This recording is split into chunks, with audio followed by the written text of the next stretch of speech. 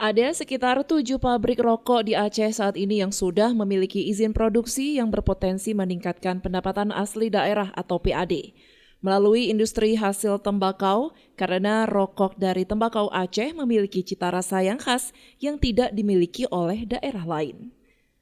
Kepala Kantor Wilayah Bea Cukai Aceh, Safwadi mengatakan saat ini sudah ada 7 pabrik rokok yang mengantongi izin produksi di Aceh. Namun industri hasil tembakau tersebut terkendala oleh pembiayaan. Pabrik kita sudah memberikan izin 7 pabrik, tapi kapasitas produksinya masih rendah.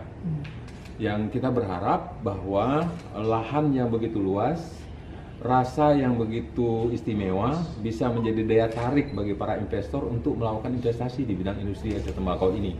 Dan ini adalah peluang Aceh untuk berubah. Ini adalah kesempatan bagi Aceh untuk membangkitkan ekonominya dari salah satu di antara banyak potensi yang ada. Kendala sekarang ini salah satunya adalah pembiayaan. Yang kedua tentang masalah kepercayaan investor untuk melakukan kegiatan secara kontinu di Aceh. Ini yang harus kita bangkitkan. Karena syarat industri itu industri ataupun ekspor pasti tiga. Pertama kualitas, dua kuantitasnya, yang ketiga sustainability atau keberlanjutan. Ini yang kita harapkan harus terus dikawal. Semua pihak harus paham itu. Dan kita harus memberikan karpet merah untuk para investor untuk melakukan kegiatan yang pasti akan memberikan dampak ekonomi bagi Aceh luar biasa.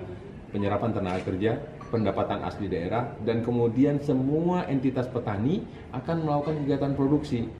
Safwadi berharap dengan luasnya lahan dan rasa yang begitu istimewa bisa menarik investor untuk melakukan investasi di bidang industri hasil tembakau di Aceh, sebagaimana yang terjadi di kabupaten atau provinsi lain di Pulau Jawa.